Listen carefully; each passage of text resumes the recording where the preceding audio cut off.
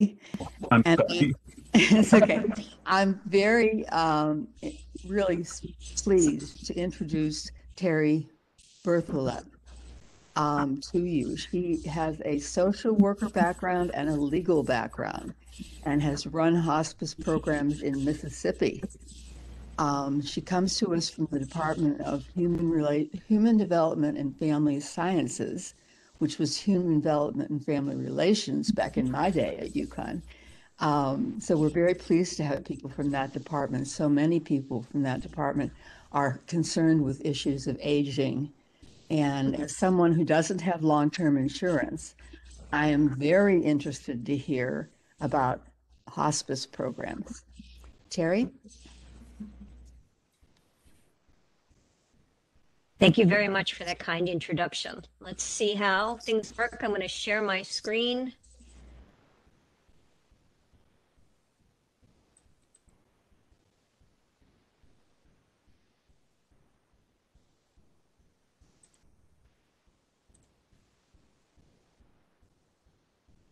There we go. Can you all see it? All right, wonderful. And you can hear me okay? All righty. As was just said, my name is Terry Berthelot, and I do have an MSW, a Master's in Social Work, and a law degree. And I was fortunate enough in my life to have run a hospice program in Mississippi in the Delta. And I worked for the Center for Medicare Advocacy for 15 years. And now I am at UConn. If you want to reach me, if you have follow-up questions later on, or you just want to chat about something about Medicare, I've given you my email. It's just my name. It's terry.berthelot@uconn.edu. So how I'm going to approach this today is first do a general brief introduction to Medicare, then give you a little history about the hospice benefit, about hospice, and then tell you about the hospice benefit. And at the end, if we have time, I'm going to talk about doing advocacy for people who either need or are not receiving the hospice care they should be. Before I get going, I want to invite you all as community members to consider joining the UConn Aging Research Interest Group. I know that you've already got a great group yourselves, but if you'd like to sit in on talks being done by researchers at UConn and participate as stakeholders, we'd love to have you. This is a terrific group. It's been around for just a couple of years, and anybody is welcome to join. So let's talk about Medicare. Medicare is Title 18 of the Social Security Act. It was signed into law by LBJ in 1965. Folks who are eligible are people who are 65 and older, people who have been found to be disabled by the Social Security Administration. That's different than having a disability.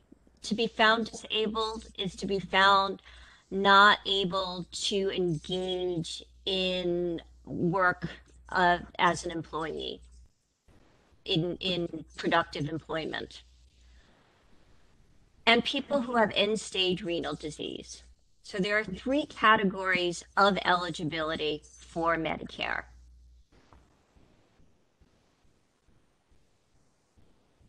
Most important to understand about Medicare is that it's health insurance. That means it covers medical care that is deemed to be medically reasonable and necessary. So this causes confusion. A lot of folks think that Medicare is sort of like socialized medicine, where doctors and hospitals work for the government, but that's not the case. Medicare is just insurance. So the doctors and the hospitals, they're private providers. They are not in any way employees of the government. They're receiving insurance in the way that doctors take insurance from folks who have insurance through employer health plans. I always think this is straightforward, but then people ask me questions that make me pause and realize it's not completely straightforward.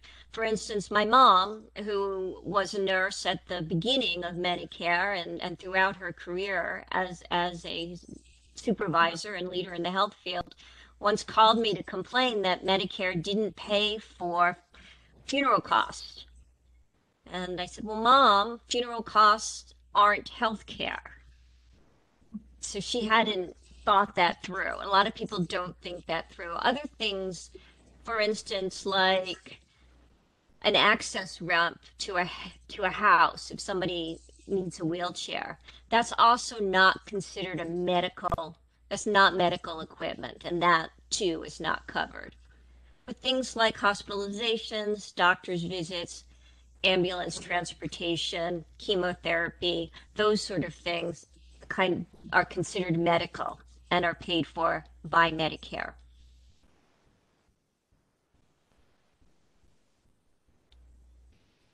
Medicare is a universal program.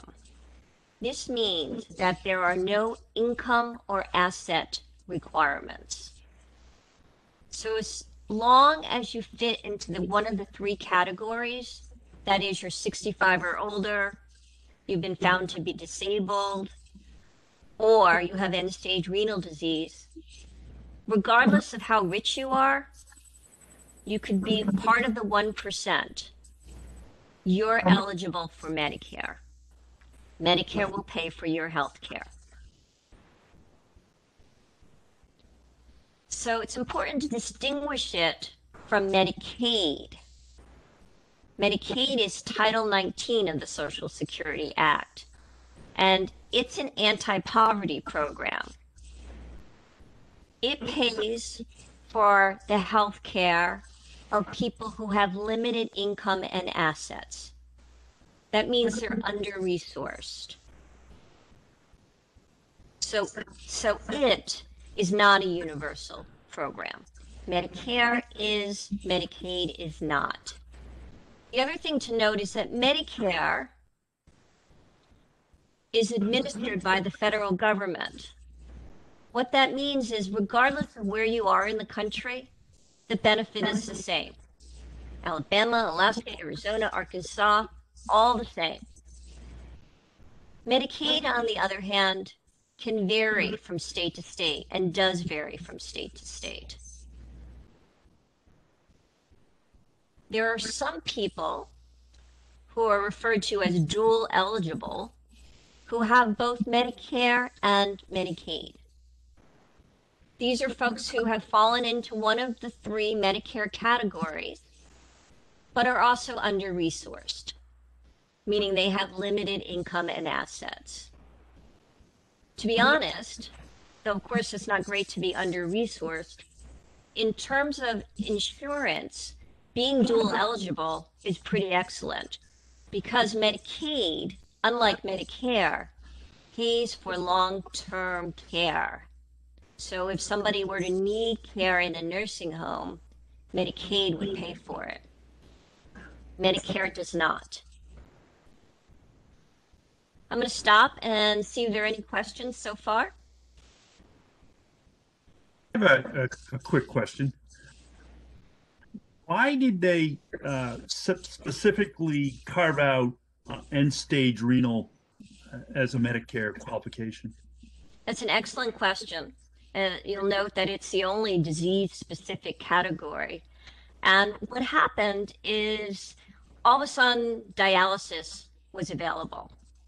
So without dialysis, people with end-stage renal disease would die very quickly. We need our kidneys to function in order to live. So it was a life or death thing. Other insurances weren't going to pay for it. It's very, very expensive. So there was an excellent sort of lobbying effort to convince Congress that end-stage renal disease, folks with end-stage renal disease needed to be covered by Medicare. As someone who had a kidney transplant last May, I can really relate to that. But I have a question about the income requirements. What are they today? I know what they were 20 years ago when I was a counselor. So there are no income requirements for Medicare. So everybody in Medicare, it's a universal program. I mean for Medicaid. I don't have it off the top of my head. It's under $2,000 a month. I don't have the exact dollar for you. It's pretty limited. And there are different categories depending on whether there's category for people who are 65 and older, but there are also categories for women with children, single adults. So Medicaid is a really gigantic program. Yes, thank you. I have one quick point. Can you hear me? Yes, thank you. Oh, sorry. My name is Bill Johnson. I'm a geriatrician, actually. And I want at this point to point out that I'm going to hop on my single payer soapbox. Basically, Medicare, and I use this to argue with people who have issues with single payer, that basically Medicare is single payer health insurance. Yep, Medicare is excellent health insurance, generally speaking, and it's through the government. And yes, Meets all the criteria. yeah, I certainly when years ago when the Affordable Care Act was being passed and people were being convinced that somehow the government was now going to mess with their Medicare, not understanding, of course, that their government they had health insurance. It was run by the government already, and so point well taken. That's why I think it's so important to educate people, because so many people think that this single payer movement is the socialist medicine. If they're only and don't mess with my Medicare, they're happy with Medicare. And if they realize that Medicare is in fact single payer health insurance, it works quite well for older people, as everybody knows, because everybody uses it. So I try to get people to proselytize that as much as I can. Thank you. Thanks for the point.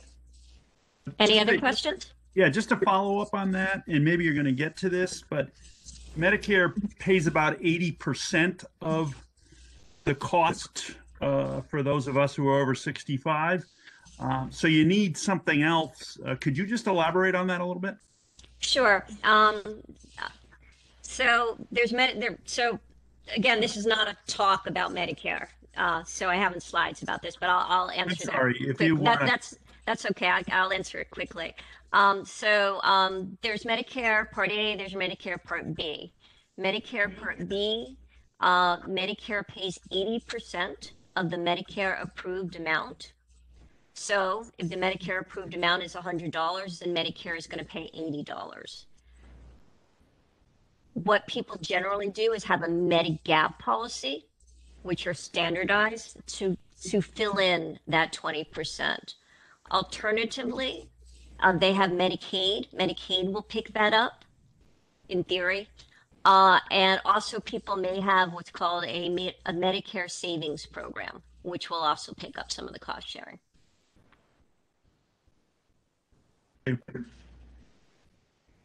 Anything else? And I'll just point out again, with a national single payer health insurance, all that stuff would go away. That 20% would go away. The Medigap stuff would go away. It's just another, and we'd end up saving money. All righty, we ready to go on? All right, let me run through a little more on Medicare. So it gets confusing because there are 4 parts to Medicare, but I like to say there are 3 kinds of Medicare. The 4 parts are Medicare Part A, Medicare Part B, Medicare Part C, and Medicare Part D. There are 3 kinds because Part C, Medicare Advantage, isn't a coverage. It's a way of administering the benefit. So Medicare Part A and Part B, they are fee for service. That means that when a provider serves somebody, when you go to the doctor bills Medicare fee for service. And Part A and Part B are what are called traditional Medicare or fee for service. Part C and Part D are run by private insurance companies. So all the coverage rules fall under Part A, Part B, and Part D. When we think of whether somebody's in traditional Medicare or Medicare Advantage, what happens if somebody's in fee for service is that their bills are administered through the Centers for Medicare and Medicaid Services, CMS. Sometimes people elect to be in a Medicare Advantage plan. That's Part C. And anybody in Connecticut who worked for the state has been put in a Medicare Advantage plan. So Aetna, for instance, HealthNet, some sort of insurance company is making decisions about what's covered and not covered. So with traditional Medicare, the doctor makes the decision and bills Medicare. And if it's denied later, the argument is between the patient and, between the doctor and CMS, where the patient is held harmless. On the other hand, in a Medicare Advantage plan, decisions are made on the front end to control cost. So before the service is provided, the doctor calls Medicare Advantage essentially and finds out whether or not it's going to be covered. And then the Medicare Advantage plan makes that decision beforehand. So Medicare Advantage is supposed to contain cost. In exchange for being in a Medicare Advantage plan, sometimes people get some additional benefits like some dental coverage, coverage for eyeglasses, sometimes a little bit of money for hearing aids. Silver Sneakers is run through Medicare Advantage plans. The health club reimbursement. For purposes of this, I could talk about Medicare Advantage all day, but we won't, because what we're here to talk about is hospice. If a person elects the hospice benefit and they're in a Medicare Advantage plan, they revert back to traditional Medicare. And the hospice program bills the Medicare Advantage plan. So whether you're in traditional Medicare or you're in a Medicare Advantage plan, you can get hospice coverage. You can get hospice coverage if you're in Medicare. Questions? How does long-term care insurance factor into that statement you just made? So long-term care is not covered by Medicare at all. And long-term care insurance can, depending on the insurance that you have, pick up some of the costs that aren't covered by Medicare. It's just dicey. It just depends on the plan and how well it's administered. I had to fight tooth and nail to get my father-in-law had hospice, and he'd paid for long-term care insurance for years and years and years, and we wanted to bring in an additional person to help in the house in the evenings, and he didn't want to do that. He refused it. So I promised him as an attorney that I would get the money from his long-term care insurance to cover that. And it took me 5 years to get that money. And threatening lawsuits and all types of ugliness. So long-term care insurance is a dicey business. In so many ways, it's the ethical thing to do to get it, but it's not a well-regulated and not always clear what exactly the coverage is going to be. So just to clarify, if one has long-term care insurance and they start in a program, and then 5 years into that, they then need to go into hospice, that's not an automatic situation? Talk about that a little bit when we talk about whether you can get hospice in a nursing home. Thanks. Anybody else? You said for Medicare Advantage, somebody can elect or not elect hospice. What about traditional Medicare? Is hospice automatic, or is it something you have to select separate? I'm going to hit that in just a second. I just wanted to, it's kind of going back to what you were talking about before, just to mention that it is possible, say if one of the spouses is working, to have private health insurance and say as your primary and Medicare as your secondary, and Medicare does pick up all the remainder copays, so it can be real. I really advocate for keeping straight Medicare rather than anyone taking a Medicare Advantage plan. Sure, and if you all would like me to come back in the future and just do a straight talk on Medicare, I'd be happy to do that. It's an enormous program. There's so many details. I don't want to get too bogged down into it today, though, or we're never going to get to hospice. We ready to go? Okay. All righty. So remember, I told you there are 4 parts to Medicare. Hospice is covered under Part A. Hospice is covered under Part A. Remember, if somebody's in Part C, Medicare Advantage, when they elect hospice, they go back into traditional Medicare. So either way, you get it. Part A is called hospital insurance, but it covers inpatient hospital care, skilled nursing facility care, home health care, and hospice care.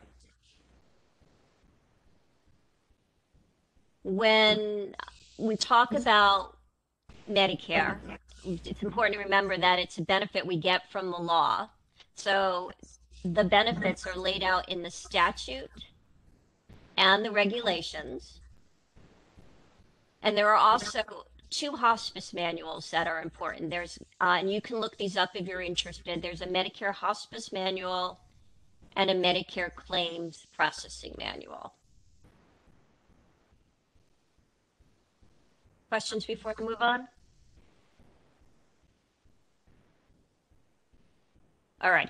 So why are we talking about hospice today? So this has been a year where so many of us have been impacted by COVID-19. But truth be told, as somebody said, it's not clear exactly whom, nothing is certain except death and taxes. That there's a 100% chance that we're all going to die. And it's completely not avoidable. And it's something to not first begin thinking about when you get a serious life-threatening diagnosis. It's the sort of thing to think about when you're well, so that when you're sitting with a doctor and you get a prognosis that is life-threatening, you're not also for the first time learning about the possibility of electing the hospice benefit. So the background on hospice, really it starts with, I'm sure you all know, Dr. Elizabeth Kubler-Ross. She wrote that little book called On Death and Dying that was published in 1969. Most of us probably remember the 5 stages of grief: denial, anger, bargaining, depression, acceptance. Which, that's all interesting stuff, but what she also did is she really got the conversation started on death and dying in the United States. In the book, in the beginning of the book, she writes, "Death is viewed as taboo. Discussion of it is regarded as morbid. Children are excluded with the presumption and pretext that it would be too much for them. We use euphemisms. We make the dead look as if they're asleep. We ship the children off to protect them from the anxiety and turmoil around the house if the patient is fortunate enough to die at home. We don't allow children to visit dying patients in hospitals. We have long discussions about whether patients should be told the truth. She says, I think there were many reasons that we run away from death. And it has a lot to do with the fact that we've medicalized dying. And in medicalizing it, it's become more gruesome. She writes that it's mechanical, dehumanized, technical. And most importantly, she noted that when people were severely ill, we took away their personhood. We stopped asking them for their opinions. Even important things like whether you want to be at home or whether you want to go into the hospital. We forgot that people have feelings, that they have wishes and opinions, and that they want to be heard. She says, when somebody's dying, they get all types of people running around. They've got nurses and orderlies, residents and lab technicians, everybody drawing blood or taking this or monitoring that. She writes that we often overhear people talking about us rather than to us, that we're treated like things.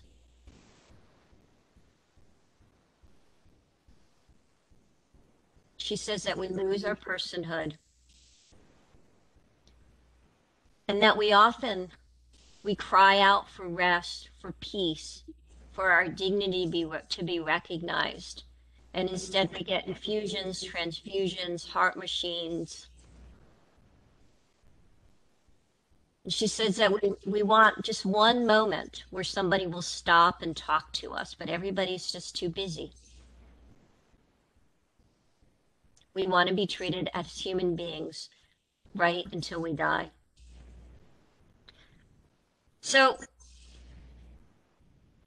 people cried out for change, that this wasn't okay. And that's the beginning of the hospice movement in the 1970s in the United States. And it started completely as a grassroots movement. The people who ran hospices were all volunteers. So there were doctors who volunteered, nurses who volunteered, social workers who volunteered, but it was all anti-institution. It was all about demedicalizing dying. It was about bringing people home. So hospice is care for people with a limited life expectancy. It's a philosophy of care that focuses on the person rather than the disease. And not only just the person, but the person's community. So in my family, when my mom was dying, you see there are 5 siblings, and we were all grieving. And a hospice recognizes that it's everybody is being touched by the loss, and everybody needs to be taken care of. Traditionally in medicine, we talk about people as diseases, like, oh yeah, that's my cardiac patient, or yeah, she's the diabetic. We don't put the person first. And hospice was about putting the person and the caregivers, the family or loved ones first, rather than the disease. And most importantly, focus on quality of life rather than quantity. My dad also died with hospice care. Here he is, well into his diagnosis, on his own sailboat with his grandson. So it's about enabling people to continue to live their lives the way that they want to live them without restrictions. So Many of you might know about the Medicare home health benefit that requires that people be homebound. There's no such requirement under hospice. In fact, the hospice should be working with the individual and the individual's family to ensure that the person gets out and does the things that they want to do, whether it's sailing or my father also was driving his old beaten up truck until 2 months before he died, 2 weeks before he died. So it's really, really about continuing to live rather than focusing on trying to live longer. So Medicare became part of, hospice became part of the Medicare benefit in 1983. So it's been covered by Medicare since 1983. And people who are eligible are folks who have been certified as terminally ill. And to be terminally ill for Medicare purposes means that a physician has certified that the person has a life expectancy of 6 months or less if the terminal illness runs its normal course. Physician has certified that the person has a life expectancy of 6 months or less if the terminal illness runs its normal course. Now note, there is no time limit on hospice. I have an aunt who's now been in hospice for at least 1.5 years now. She's still terminally ill. It's just that she's receiving such excellent hospice care that she's still doing okay. But she's not going to run out of her hospice benefit. It's not something you run out of. There's not a limit to it. Questions?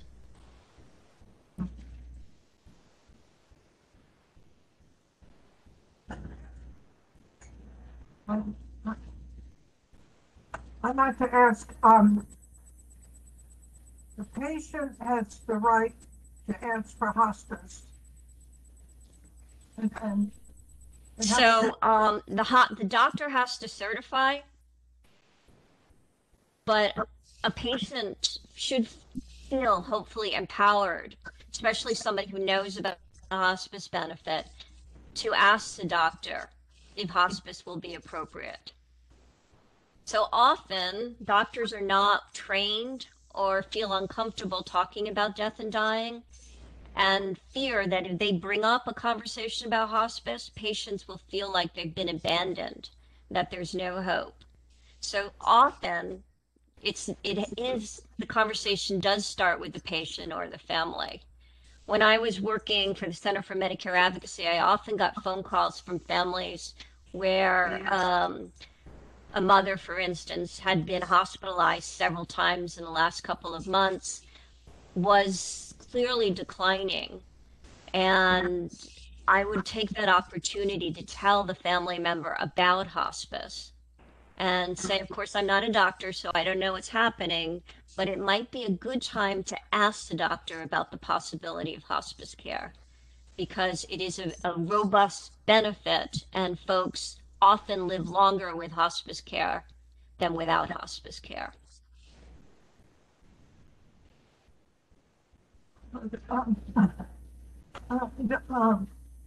Doesn't the patient have to be involved?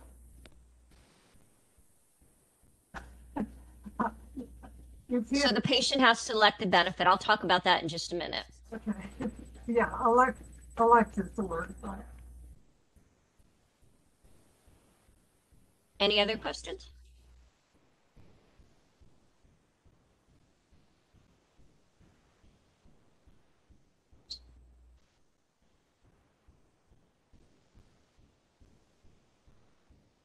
Alrighty.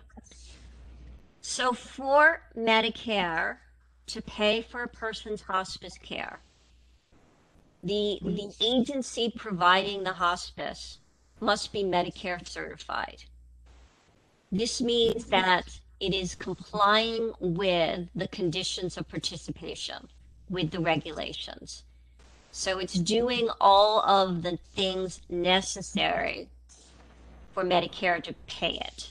So you can't just run and find an entity that says we'll give you hospice care, but we're not certified. Medicare will only pay if it is a Medicare certified hospice provider.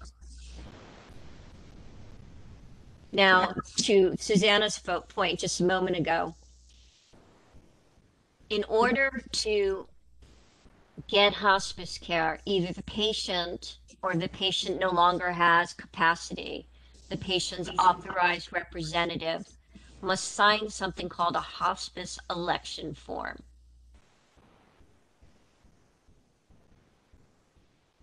Now, this hospice election form is super important because it explains to the patient that going forward, the only care related to the terminal illness that will be covered, paid for by Medicare, is care that is palliative rather than curative. Palliative means comfort care, comfort focused. So pain management, anxiety management, nausea management, that's all palliative care. It can be something like chemotherapy if the purpose of the chemotherapy is to shrink tumors so as to mitigate pain. But the key difference between palliative care and curative care is that curative care is about extending life. Palliative care is about quality. It's about comfort. So the hospice will only be providing palliative care. Questions about that? Yeah, just a quick question. Do sometimes the curative and the palliative overlap? It can get confusing. There's a lot of debate sometimes about whether something is curative or palliative. Let me give you some clear distinctions. If I have liver cancer and I've been getting chemotherapy from an oncologist to extend my life, when I elect the hospice benefit, I will no longer be able to go to the oncologist and have any ongoing chemotherapy paid for by Medicare. Thank you. I think the other important that you so nicely outlined was some things like radiation and even surgery, when they're done to relieve pain, are palliative. And they might have been a modality when they were in a curative mode. But for instance, if you have bone mets in a certain area and they can radiate and relieve the pain, it's palliative care. You're absolutely right about that.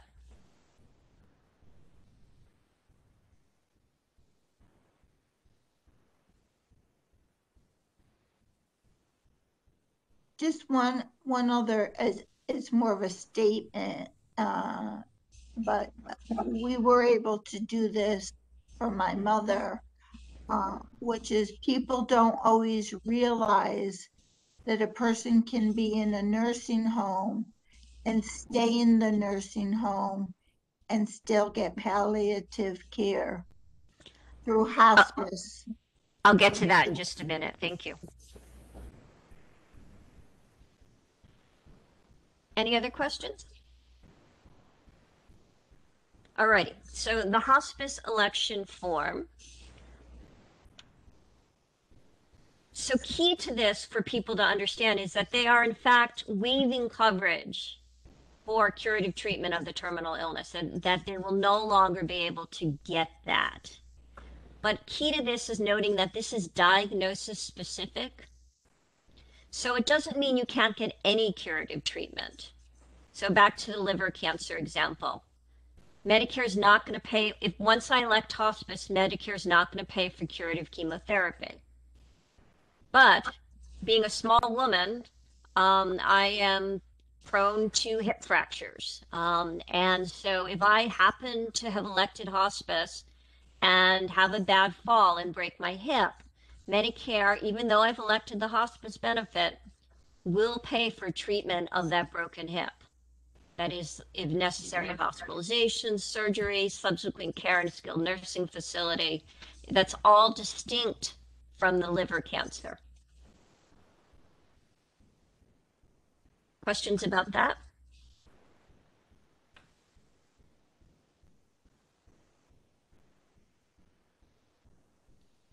So what is the benefit? This is what the regulation says. It says that it is a comprehensive set of services, that there is a interdisciplinary group.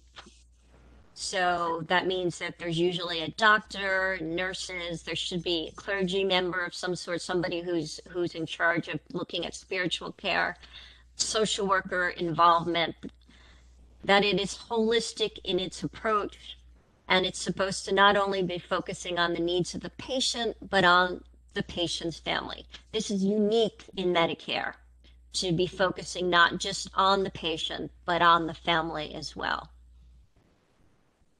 There's a whole list of things listed in the regulations that are covered as hospice services. You'll see physician services, nursing services, that seems pretty clear. But things like rehab services, that's confusing because of course we think, well, how are you going to get rehabbed? You're dying. But there are lots of reasons why somebody might need physical therapy or OT while they're dying.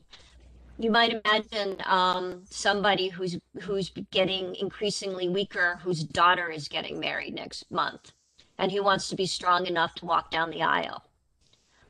So there are definitely good reasons to get ongoing therapy just to sort of slow the process of the disease, to keep one's strength up. Also, speech therapy generally refers to helping people swallowing, which can become increasingly difficult as the disease progresses. So again, there might be an appropriate time to bring in a speech therapist. Super, super important and super helpful are the hospice aides. They're a big part of the hospice benefit. They're folks who come in and help with the hands-on personal care, things like helping with bathing, washing hair. And they can even be, when my mother-in-law was getting hospice care, the hospice aides were wonderful, and they did things, well, they arranged to have a woman come out to cut her hair, which was terrific.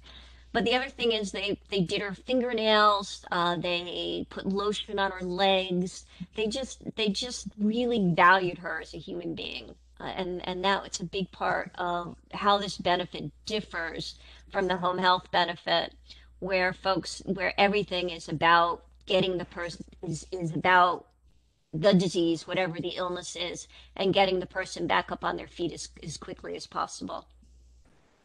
You'll note that the hospice benefit pays for the prescription medications related to the illness. So if somebody has Medicare Part D for their prescription drugs, the medications that are related to the terminal illness, so pain medication, anxiety medication, nausea medication, that'll all get picked up by the hospice program and be run through the hospice program. Also note that there's bereavement counseling. So for a year after the patient dies, the family members of loved ones should be offered bereavement support from the hospice program. Questions about that? A quick question on the RX coverage for hospice. What if you're going through hospice and you've discontinued your oncologist, but you catch a cold or the flu or something? Are those drugs covered? So those would be covered under your regular Part D. So your whatever your prescription coverage was before, because they're unrelated to the terminal illness.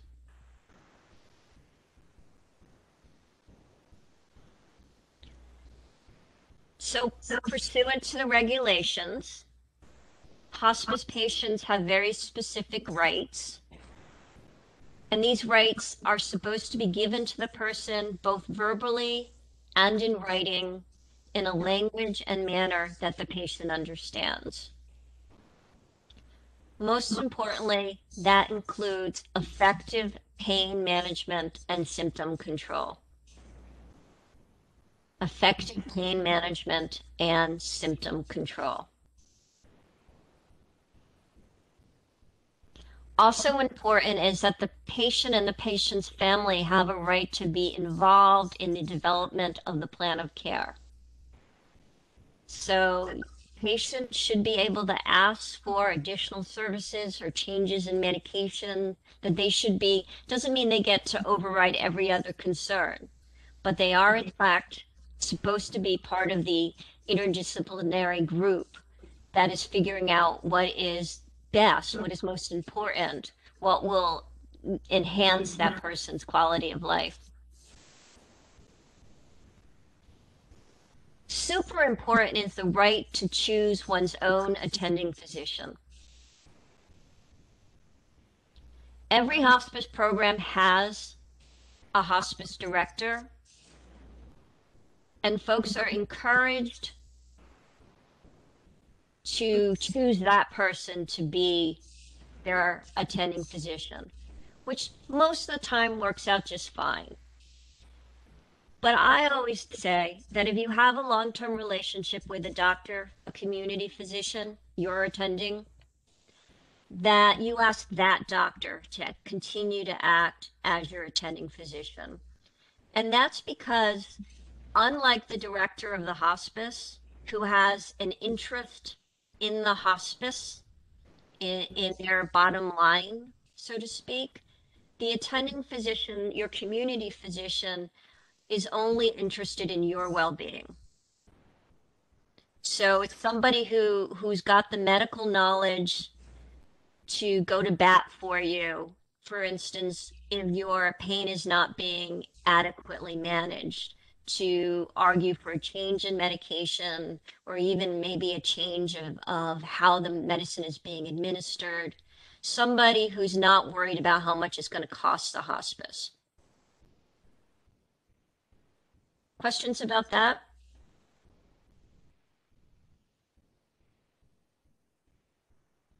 Yeah, if the hospice, one thing that's confusing about that is if the legitimate hospice costs are all going to be paid by Medicare, why would the hospice want to, for example, possibly limit pain medication? What a wonderful question. So the reason for that is hospice is paid a per diem. So it's in its interest to have things be less expensive. So how the hospice per diem works is that hospices are paid a higher per diem at the beginning of a person's stay with hospice, less in the middle, and a higher rate at the end. But again, it's a capitated cost. So for instance, let's just say it's $100. It behooves the hospice to spend $80 rather than $120.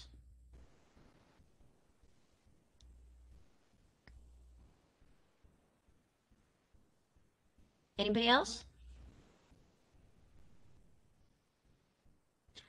I'll note that hospice is becoming increasingly a for-profit industry. Now it's well over half of providers are for-profit. So there are 4 levels of care. There are 4 levels of care.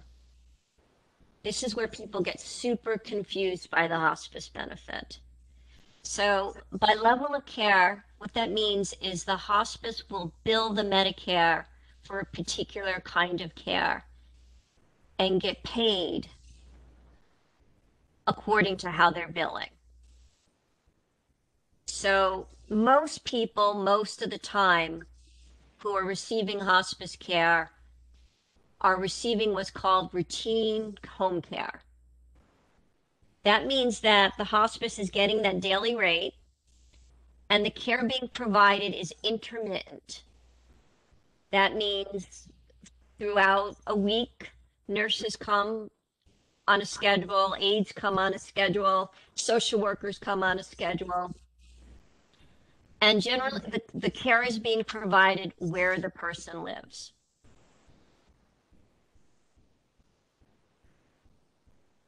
This works super, super well if you have a family like mine. That is, I'm one of 5 kids, when there are a lot of people around to help. Because the benefit is intermittent. And if you're a sole caregiver, or if you're a person who doesn't have a caregiver, then this benefit may not be enough. It certainly will not be enough if you're alone, because eventually, as you're dying, you'll need somebody to take care of you, somebody to help you with your medications. So this is a poorly designed benefit for people who don't have caregivers, or for people who have a small caregiver network. Now, some people are affluent enough that they can pay for additional help to come into the house. And that's one way to go. Or as I was talking about before with my father-in-law, sometimes if you've got long-term care insurance, your long-term care insurance will help pay for additional help. But remember in the beginning when I talked about how hospice started, that it was about being anti-institution and about having the care being provided by the family? That's how the benefits envisioned. So in Connecticut, people often get confused because we are home to the first hospice, which is an inpatient place. So people go to a facility. There are limited amount of people who are actually eligible for that level of care, and Medicare paying for it. Well over 90% of care in the United States is at this lower level of care, which is in the home, with nurses coming essentially on an as-needed basis to monitor how the person is doing.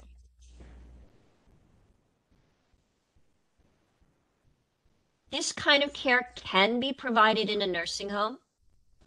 Routine home care can be provided in a nursing home.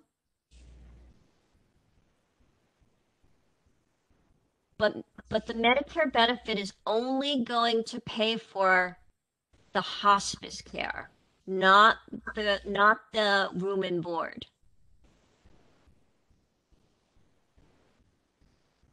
So they'll pay for the nurses and the aides to come in intermittently, but not for the room. So for that to work, the patient will need to pay for that care out of pocket. And nursing home care is very, very expensive.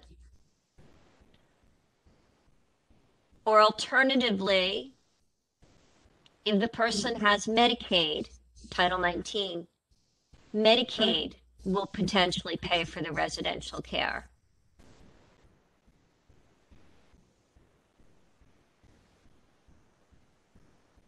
It is possible also that if a person has long-term care insurance, that the long-term care insurance will pay for the nursing home, the residential component, and then Medicare will pay for the hospice piece.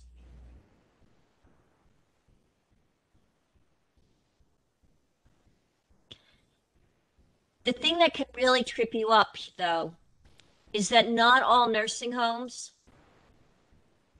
have hospice providers. So for there to be any hospice in a nursing home, a hospice program and the nursing home must have a contract between them. They must have agreed to do that. And there's no requirement that nursing homes do that.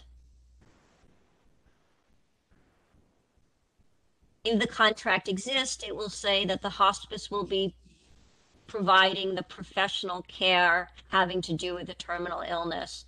and that the nursing home will be providing the room and board. And how this works is that if Medicaid is paying, Medicaid will actually pay the hospice the room and board rate, and then the hospice turns around and pays the facility. And the facility is then responsible for things like performance of personal care services, assistance in activities of daily living, socialization activities, administration of medications, keeping the room clean, and supervising things like durable medical care, or durable medical equipment, sorry. So often what happens is that people are hospitalized. They're hospitalized for 3 days and Medicare pays for that. And then they go to a nursing home and they get roughly 20 days of skilled nursing facility care. And then they're told that they're dying. And they would like to stay in the nursing home. And they know that hospice covers Medicare. I mean, Medicare covers hospice. But Medicare isn't going to pay for that room and board. So people are often very, very frustrated. They had an expectation that everything was going to be covered, but it won't be. The patient will be responsible for the room and board should she decide to stay in the nursing home.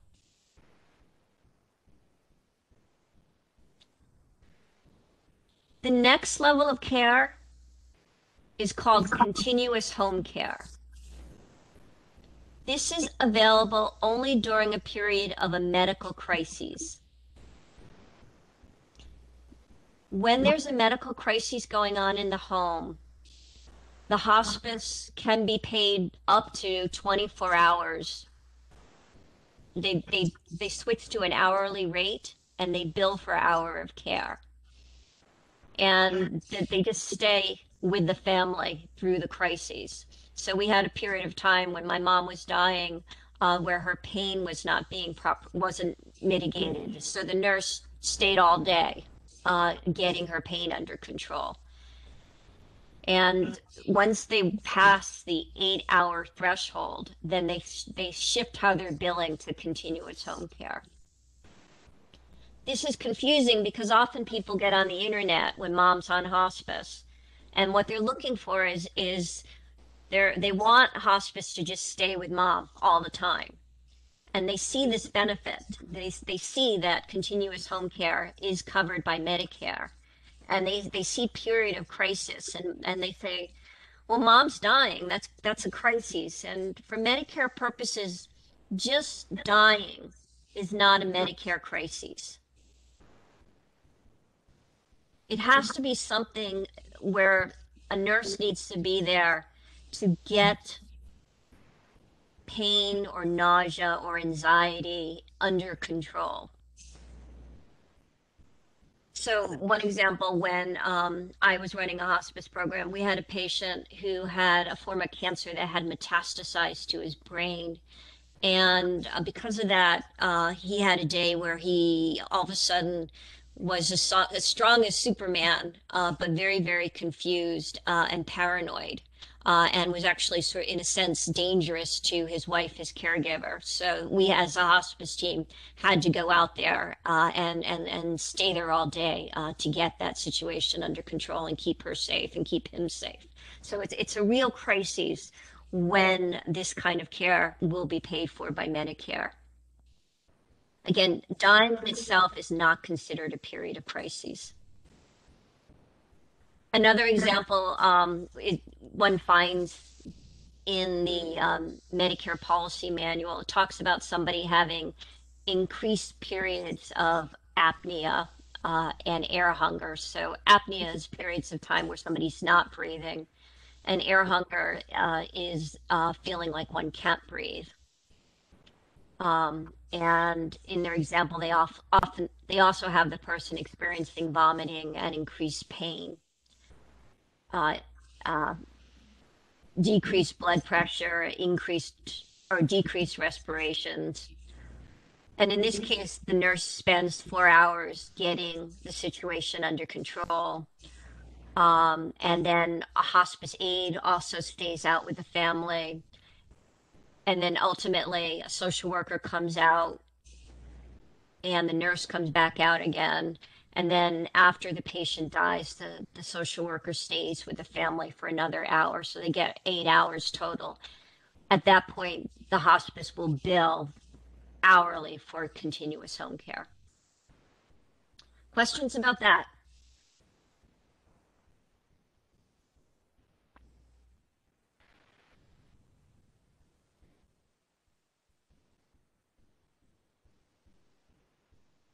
The next kind of care is called respite care. This is super underutilized.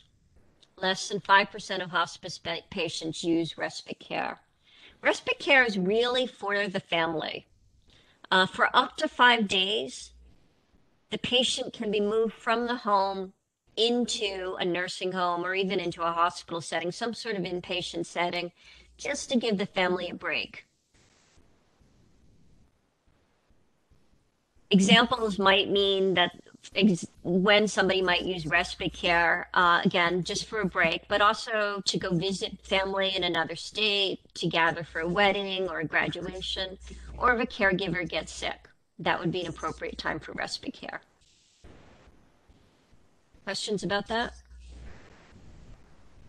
Can that be used multiple times? It can, and the law is really unclear about how many times. It's roughly understood to be per benefit period, which is roughly every 60 days. Thanks.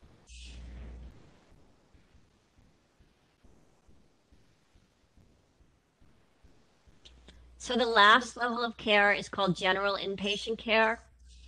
This is a medical crisis that can't be managed at home, like my mom's situation was managed at home.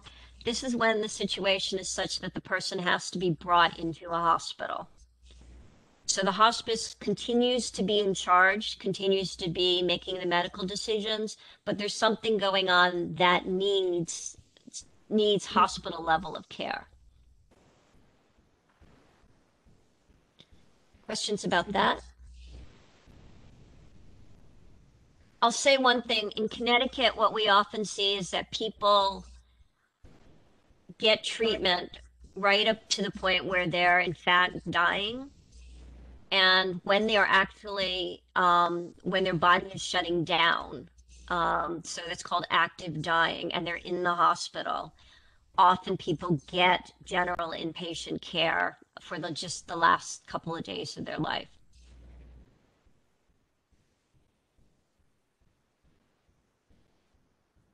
So the good news is more people are electing hospice care every year. Back in 2001, it was less than 20% of people who had Medicare died receiving at least 3 or more hospice days. As of 2017, it was over 50%. But it continues to be the case that most people aren't getting any hospice care until they're actively dying or very late in their disease process. Right now, when somebody tells me that a loved one is getting hospice care in Connecticut, I usually understand that to mean they're going to live for less than a week.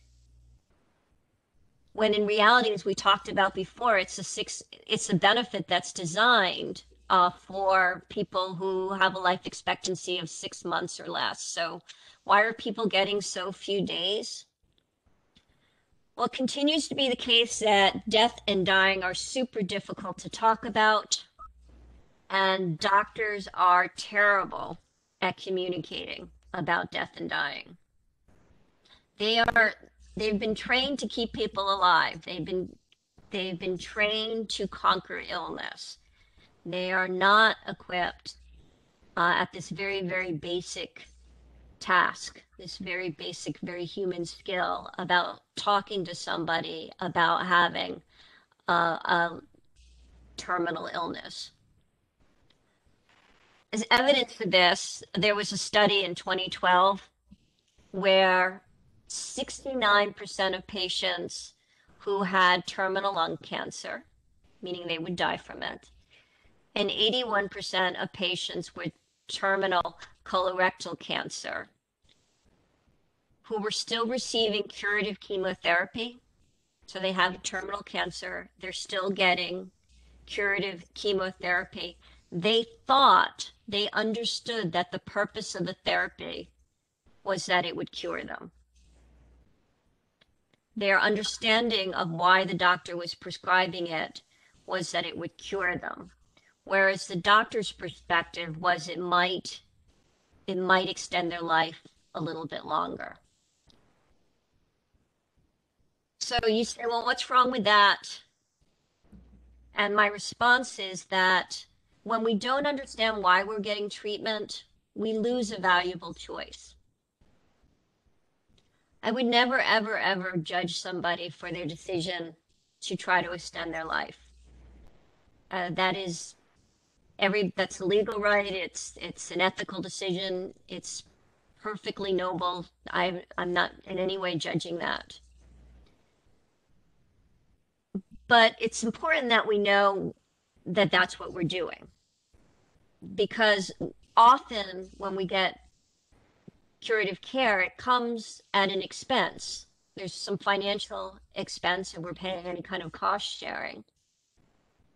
But there's also the expense of being in a clinic, of the time that we spend getting the therapy away from other parts of our life. And also, a lot of therapies have pretty significant side effects. So there is another option. And if we know that we have an illness that can't be cured, it's a good thing to be able to ask, well, what will happen if I don't get treatment? And that was something my father asked when he got his terminal diagnosis. And because the oncologist was a real straight shooter and a good communicator, he said to my dad, if you get treatment, it will not cure you. And it might hasten your death. It may actually make you die more quickly because of the side effects. So hearing that, my father made a decision not to get therapy. And instead, what he and my mom did was they booked a trip to Hawaii and stopped on the way to visit my sister in California. And when he got to Hawaii, he said to my mom, if heaven looks like this, I'm going to be all set. The point is, it was his choice to make. And he wouldn't have been able to make it had the doctor not been a clear speaker, not been able to listen to my father and recognizing my dad's values and recognizing that not all of us want to make the decision to live longer, that some of us want to make the decision to live more comfortably doing the things that we love. Questions? Could it be that some doctors, first of all, you said are not trained to deal with this. Should that be part of a medical school curriculum? And could some doctors look at this as being a sign of failure? Absolutely. Doctors often see it as a sign of failure, especially oncologists. They're type A personalities who are there to win. And most of the time, that's the kind of doctor we want. But yeah, there's this piece that's not really being well taught at any stage. If you want to read a wonderful, wonderful book about a physician sort of coming to recognize this, I would recommend Being Mortal by Atul Gawande. It's a really, really wonderful piece about losing a patient who was terminally ill, where they did everything possible, and sort of reflecting on what she lost in terms of her quality of life because of those decisions.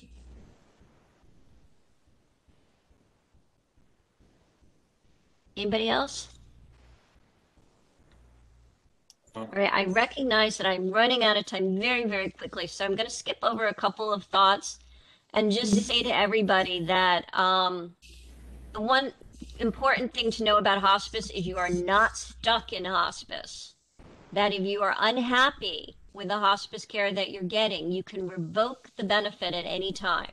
So if you elect hospice on a Tuesday and decide that you just hate the people who are coming and you don't want to talk about death and dying, you can revoke the benefit that day and immediately go back to your curative treatment. Additionally, if in today's day with immunotherapy, which is radically changing the face of cancer treatment, should you be told on Wednesday that you're dying and decide to elect hospice, if on Friday there's a brand new treatment that's likely to save your life, again, you can just revoke the benefit and go back to hospice care. Remember that folks are eligible for, they're not eligible. Folks have a right to have their pain under control. If their pain is not under control, the first thing to do is to call the hospice program and work with the nurse, because sometimes there's just a communication breakdown. Sometimes we're brought up to be so stoic that our loved ones are just not telling the nurse how much they're hurting. So the first place to reach out is to the hospice nurse. If that doesn't work, to the attending physician. Remember, I highly recommend keeping your community physician as your doctor. Have that doctor call the hospice nurse and explain that pain is not under control. If that doesn't work, it's possible to call the State Department of Public Health and have them intervene on your behalf. There's also an organization that's called a Quality Improvement Organization in Medicare. You can call them for assistance. There's an office in Boston. There's a number there to call for assistance. The other thing you can actually do is change hospice providers. It might be that you've elected a hospice provider and you're just not happy with them. If there's another hospice provider in the community, you can just change to another provider. Or I said, you can just revoke the benefit entirely. If you're not getting what you need, you're not stuck with hospice. It's just a call back to the hospice program using the magic word, I'm revoking the benefit, and then you go back to traditional Medicare. Nobody ever should be stuck at home in pain. It's really, really important that they get the services that they need. I will note that the vast majority of people in the United States are happy with their hospice care. Most actually describe it as excellent care. All righty. Any other questions? Could I share a few more points? Sure. It was an outstanding, highly accurate discussion. Thank you. Thing, in my experience, one thing that happens is, and you alluded to this, patients wait too long. Over and over and over again. That's why it's important when there's discussion about advanced directives and living wills, that there should also be discussion about hospice, the philosophy of hospice, and the benefit of hospice, so that they don't wait too long, because it's devastating for the family and the patient to wait too long. And in fact, people often live longer on hospice care. That's what people don't realize, is that hospice care often can make it such that folks are not being rushed back and forth to the hospital. Of course, if you're already sick, the hospital is a worse place to be. You're likely to pick up some sort of infection. If you're on ICU, you're likely to not sleep and maybe even become delusional. You increase your likelihood of dying. So if care can be brought to you in the home and be really, really focused on keeping you comfortable, it can increase your life expectancy. The other point I wanted to point out is that hospice people are brilliant. They've seen everything. And if you elect to have your attending physician direct the care, he or she would be highly dependent on the hospice people, and they are outstanding. He or she is frazzled all day long, and hospice has the patient in mind, and they basically direct the care, under the auspices of the physician. And the other thing patients need to discuss is a lot of patients feel that they're letting their doctor down or they're letting their family down if they elect to go to hospice care, which of course is sad and needs to be again counseled. People need to understand that they're not letting anybody down. They're doing what's best for them. Yeah, this whole idea as illness as a disease, as a illness as a battle, and that everybody's like, you're going to win it, you're going to win it, and framing it that way makes it seem like in electing hospice that you somehow let everybody down, that you've lost the battle. And it's just not a healthy framework. And ultimately, we're all going to lose that battle someday. So it's good to do it under our own terms and with the support of hospice. Last thing I'll say is in 40 years of practice, I never had a long-term healthcare insurance that didn't do everything they absolutely could not to pay benefits. Yeah. And you went through the experience of what happens when you try to get them to pay benefits.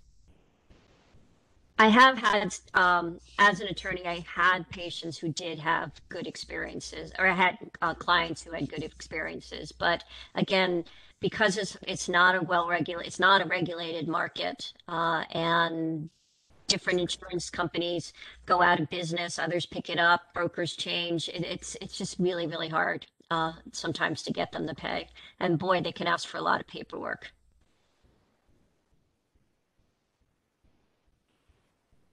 Any other questions? I was just going to ask the same thing, and perhaps you might come back and talk more about long-term care, because I know there's confusion about that. I know my wife and I are paying yearly for that, and we've been paying for a while. So it'd be interesting to have a little bit more information on really understanding that. But this has been an excellent presentation, and it certainly answered a lot of questions that I had, and hopefully answered questions that others have had. So I'll ask one more time. Does anybody have any question or comments? Could I offer one website suggestion? It's called caringinfo.org. caringinfo.org. It's the National Hospice and Palliative Care Organization. It's an outstanding website. And if you have children or family members that are anxious about hospice, I just give them that website, and it gives all the answers and a drop down for Connecticut and everything else. Thank you. Well, I want to thank you all for having me. And I think this is really terrific group. And I would be happy to come back and speak on Medicare, generally as a big picture, but also on long-term care. So I'll bid you adieu and see you soon. For your presentation, and we look forward to seeing you in the future. Bye now. Thank you. You know,